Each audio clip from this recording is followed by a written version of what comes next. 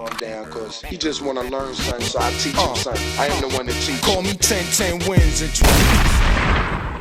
Yeah, just before you continue on, I want to make sure people know that you were the floor director at the Flat Earth International Conference. But the fact of the matter is Rick and I had a job to do, and we were asked to do specific jobs, and have gone way back with the organizer of the conferences, the Flat Earth conferences, and we had come to an agreement before this conference after the Logan Paul situation. We had a sit down and had come to an agreement that we would control media, and we wouldn't allow any more Logan Paul situations to happen. We would no longer allow the community to be made fun of knowingly, and we put to rest the false paradigm that any press is good press. That's probably one of the biggest lies that can be told. Any PR company will tell you that that is false. There's a reason why companies spend millions of dollars to protect their names, and that's why. Because you don't want news outlets or comedy shows attacking you the way we were attacked. And then the thing is there's being attacked unknowingly, and then there's being attacked knowingly. There's I didn't know versus I'm seeking fame and fortune, and I want to just get my name out because I want to be a status symbol, and it's going to look good for me. And I believe that's what happened in this situation. People's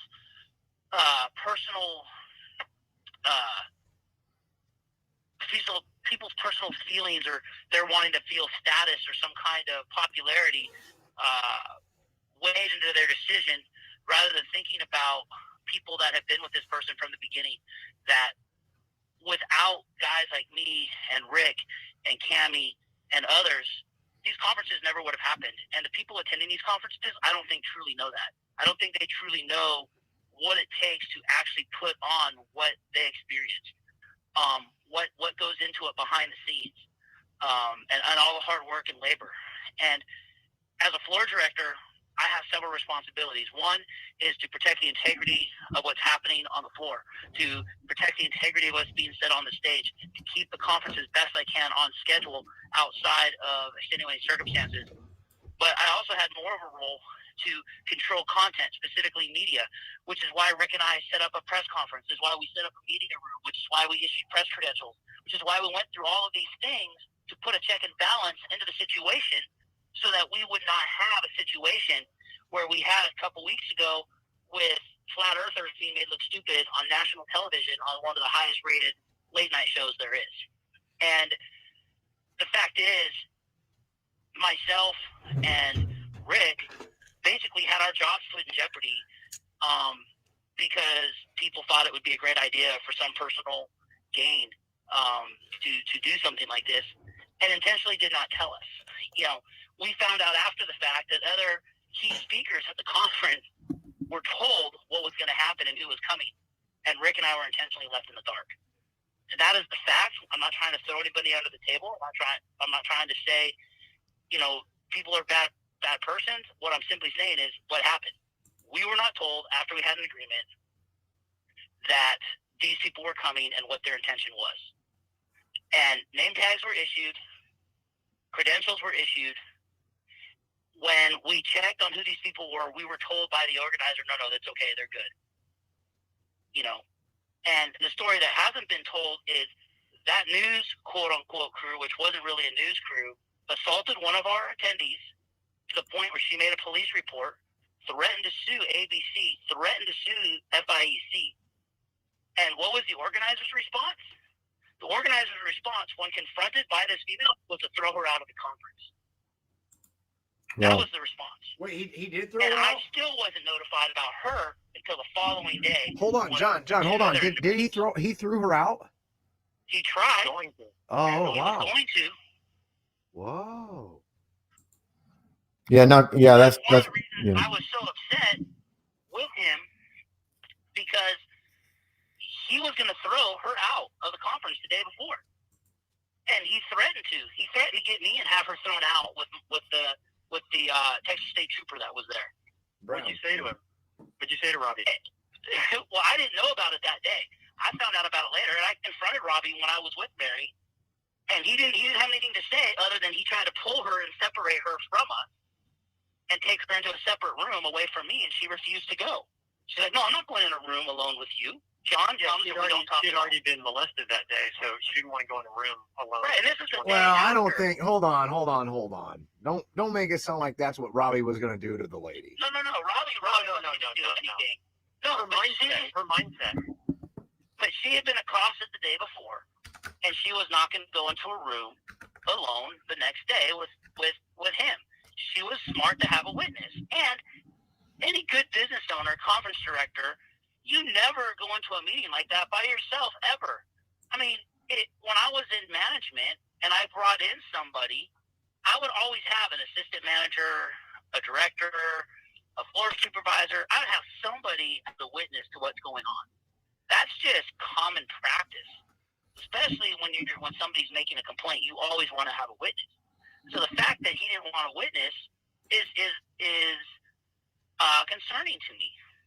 And then when he knew that I was going to go, he started acting crazy. Well, wait a minute. Why wouldn't he want a witness there like you to be a witness for him as well? Like, why wouldn't he want to have a witness there? That's what's weird. Well, he had been lying to me from the get-go. He had been lying to me since the day before about Kimmel being there. He lied straight to my face and said he thought they were ABC dudes, and he had no idea. Same thing with me, man. Same thing with me. And then a few minutes later, he'd bump and piss with Jake Bird on camera. Right. Not only that, when I confronted Jake Bird about his credentials and his weird behavior and had the state trooper there with me, when we confronted him on that situation, and I scanned his name badge to make sure that it was legit and did all those things, Robbie came up to me and said, no, he's good. And so at that point, I was like, okay, he's good. And I've got that on video, dude. That's all on video. Yeah, all the audio's there. All on video, and it was in the Jimmy Kimmel piece. If anybody wants to go watch it, go watch the Jimmy Kimmel piece. They put it on national television that Robbie walked up to me and said he's good. And you see Jake walk off. So, the fact of the matter is, I was left in the dark. I'm confronting an actor that's there to make us look stupid, being filmed on national television. And you don't know it. And I don't know it, and the conference organizer knew it the whole time. And I don't care what anybody says. That is the height of lying and covering up and misleading, obfuscating, being deceitful, however you want to cut it. And in my profession, that would not be tolerated. No. In any shape of the means. If in my profession, if I did something without my supervisor's approval or knowledge, after having a conversation that we knew that this wasn't supposed to happen, well, I wouldn't have a job. That was the requirement, dude. That was the deal.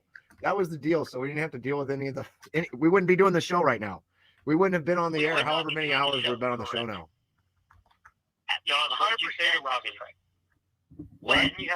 Didn't you have to, when he was trying to throw the woman out, who was threatening to sue, what did you say to Robbie? Well, I wasn't there at that point. So she had gone to Robbie the day before by herself because she had told somebody what had happened. She didn't know who to talk to, and they directed her to Robbie. That was me.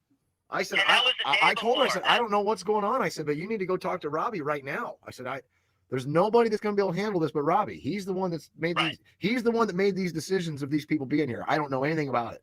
Correct. And I apologize to her. I was not privy to that. And I was not privy to that conversation. I found out about her going to Robbie the next night. I found out about that when a wife of a friend of mine came up to me and said, hey, you need to talk to this woman about what happened the day before while Jimmy Kimmel was there. So I went outside during the award show, and she told me her story, and I was in shock. That's when I found out she had made a police report and everything else. So I then went with her to Robbie at the end of the conference, and we approached Robbie, and I said, Robbie, you need to talk with her. This is what happened, and I recited her story to Robbie, and he got this really scared look on his face, and that's when he tried to pull her aside away from me, and then she said, no, John's coming.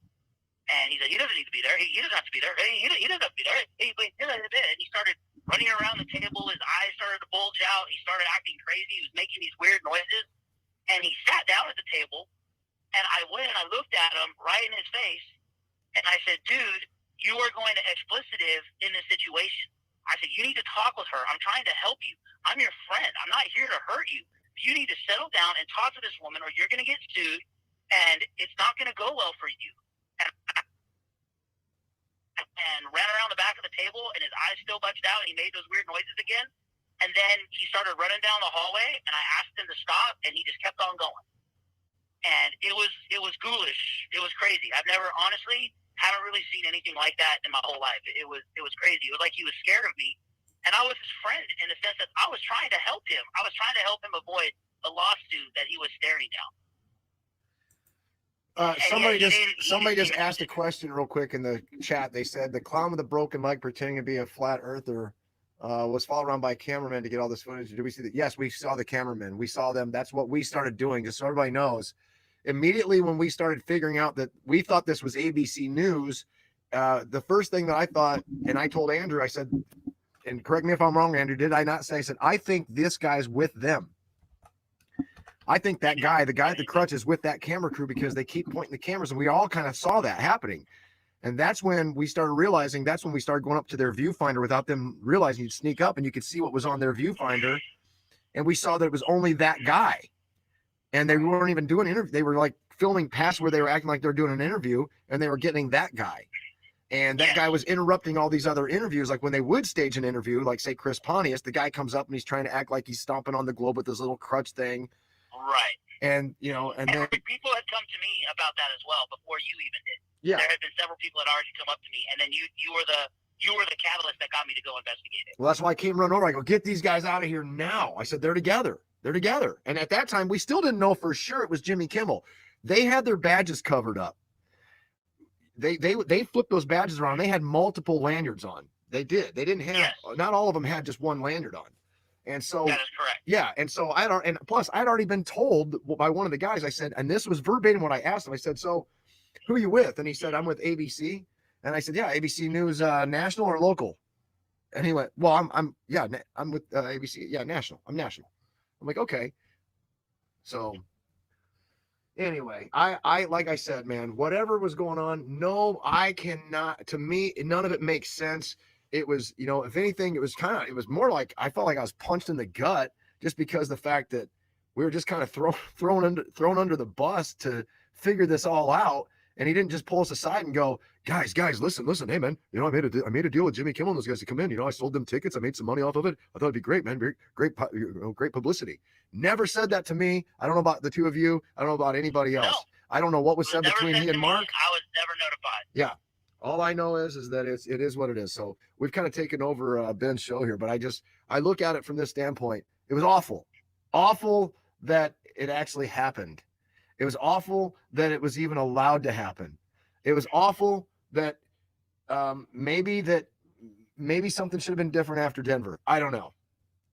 Well, the fact of the matter is we had tried to correct the mistakes that we had learned from Denver. Denver turned into be a media fiasco. I mean, we had speakers, you know, getting pulled constantly every which way. You know, I mean, guys doing 18, 20 interviews back to back saying the same thing over and over again. Gosh, yeah. Not to mention what happened with Logan Paul. So our solution was to create a newsroom where speakers could go to give interviews. We would do a press conference and bring in the most popular speakers, and they could ask questions. And we did that, and we had almost an hour and a half press conference, and the media got to ask all kinds of questions of our headline speakers, whether it was Rob Skiba or Mark Sargent. How many media outlets were in that? All of them. In that room?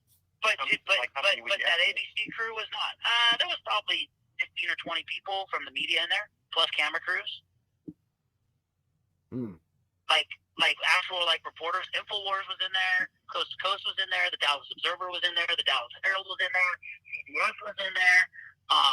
There was there were several others, but they all came and they all had media badges, and there was a lot of great questions asked. Even some of the independent documentary people, we allowed them in even as well. We're like, hey, yeah, you come in too if you're documenting this. So, and the press conference was controlled. We controlled the narrative. Rob Skiba and the attendees really had no idea that press conference ever happened. We kept that press conference on the down low because it wasn't for the attendees. It was specifically for the media, so we could control the narrative. And in any good public relations campaign, you as the entity putting the message out has to control the narrative. You cannot allow the media to paint you into a corner or them to control the narrative, because they're going to lie, they're going to cheat, they're going to twist, they're going to edit, they're going to do all kinds of things to make you say things and do things that really aren't real. So we had to control the narrative. That was and that conversation happened on multiple occasions, not just once or twice.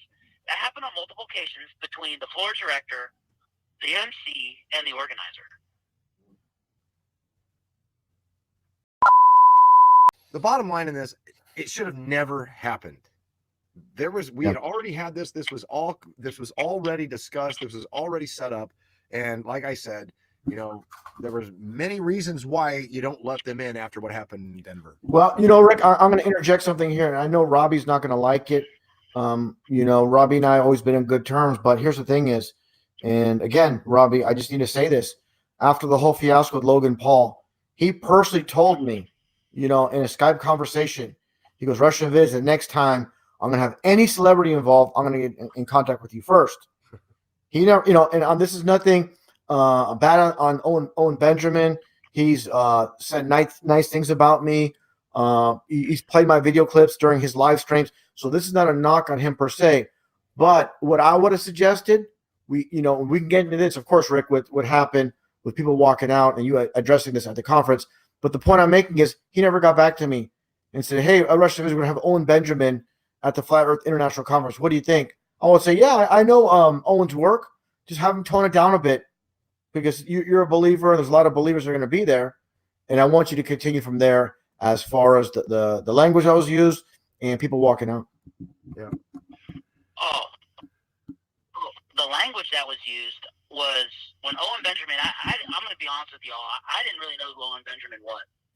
And Robbie told me that this guy, Owen Benjamin, was coming. He was a comedy, but he didn't say anything about doing a comedy act. He said he was coming to talk.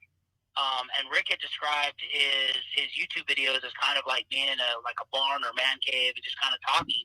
So I was kind of envisioning that, even though I had never seen what he had.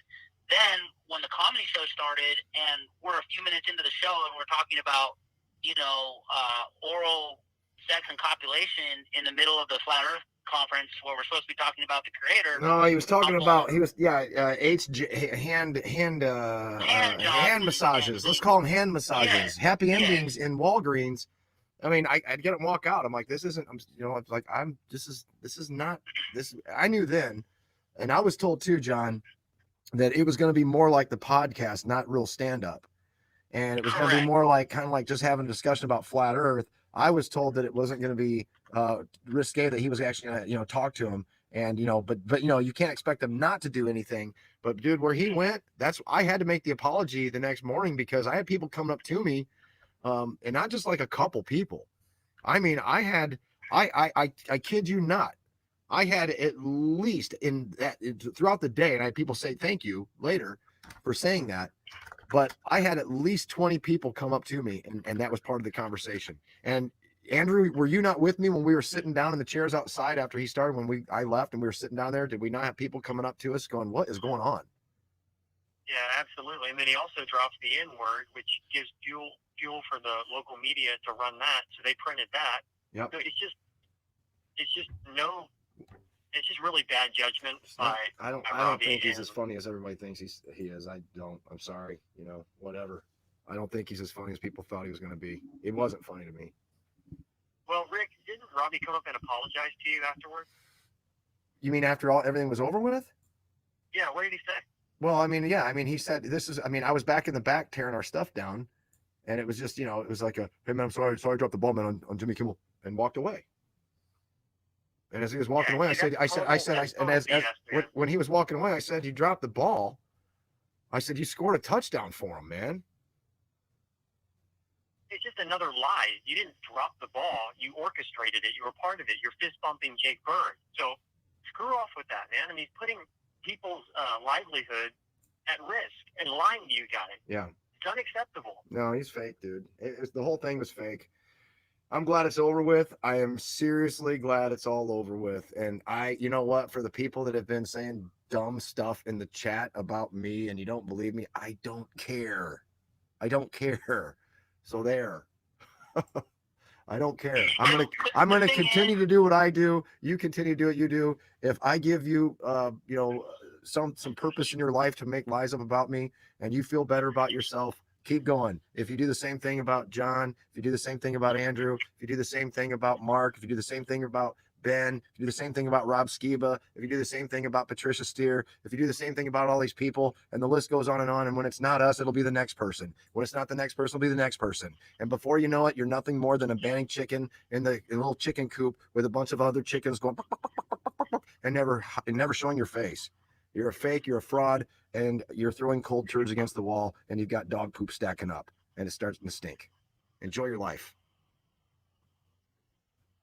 Yeah, well, that's the thing is, I'll be talking. I'm sure I'll be talking to Robbie pretty soon. I'm sure, and I want to see what he has to say about all this because we want this all out in the open, everything out there as far as this is concerned.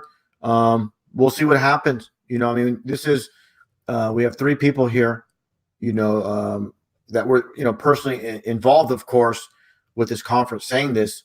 So I'm not sure what's going to happen after this, but.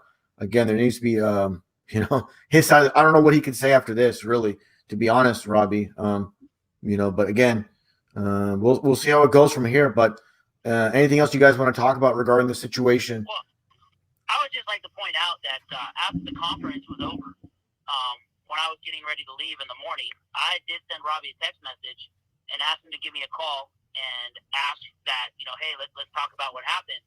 And he chose not to respond. I then called and left a message on his phone. He chose not to respond.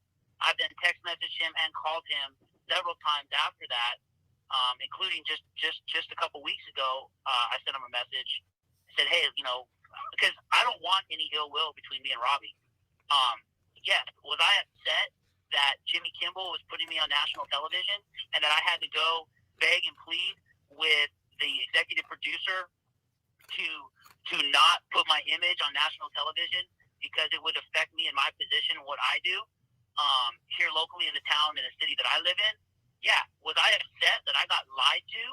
And even now I was still out to be made a fool on national television dealing with that idiot Jake Bird, and I was lied to constantly to my face. That does piss me off because one thing that I do abide is a liar. I hate liars. I don't care if you don't like me. Tell me you don't like me, but don't lie to me. And then when we have agreement and you go back on your agreement and then you try to say we didn't have that agreement and you lie more, it pisses me off. So, yes, I was angry. Why? Because I was lied to. I was maligned. I was led to believe a certain set of facts that was not real. He then lied to my face multiple times, and the only reason he stopped lying to me was because his own wife signed him out. His own wife signed him out. When I went up and was talking with her, she told me, yeah, we knew it was Kimball. At least a week ahead of the conference. At least a week. And yet I was told straight to my face on multiple occasions, I didn't know, man. I didn't know that it was Kimball. I didn't know, man. I thought it was ABC News. That's what I was told. That's what I was told after I already knew it was Jimmy Kimmel. So whatever is being said by Robbie or anybody else about any involvement that I had or anything that I did that night when Mary was with me, I did confront Robbie. And I should have confronted Robbie because as a floor director and as a moral human being, when somebody comes to me and tells me that they were accosted, physically assaulted by a crew, this wasn't like they just made fun of her or whatever. They physically assaulted one of our attendees. That should make everybody angry. The fact is, our attendees unknowingly were on national television and made fools of on national television. And that angers me because those people did not give their permission for that to happen. I do not believe those people signed any waivers when they registered for the conferences saying that they were giving permission for Jimmy Kimmel or any other news crew to put them on television. And if you're going to have a Jimmy Kimmel, if you're going to have these news crews, then you have to have your attendees either acknowledge and consent to having their images used or not to consent to have their images used.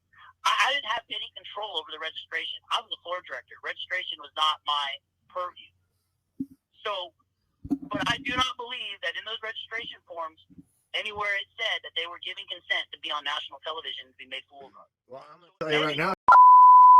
But my point is to you naysayers out there that want to think that people need to give all their stuff away for free and everything needs to be free and well, I'm sorry. You come back to the real world. Come back to reality. Yep. All right, things cost money, and it's just the way that it is. I was a conference organizer for many years prior to Robbie Davidson, and actually, Robbie got his start speaking at conferences because of me, and I think he fails to tell people that.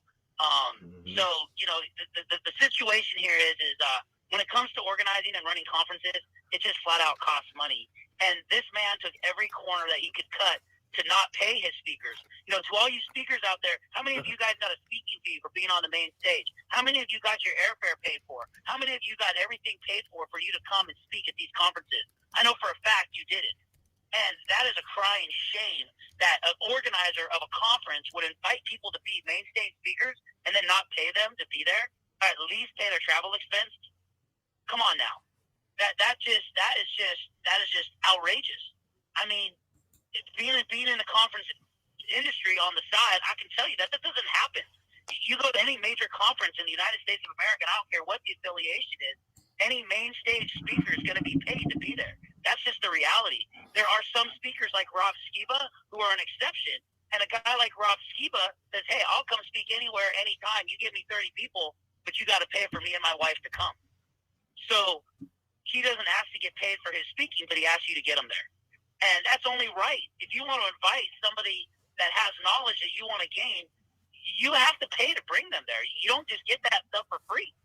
I mean, I don't know where this mindset comes from that you think because somehow you should get it for free. I don't get that. I'm sorry I went on a rant, but when I hear things like that, it just sets me off.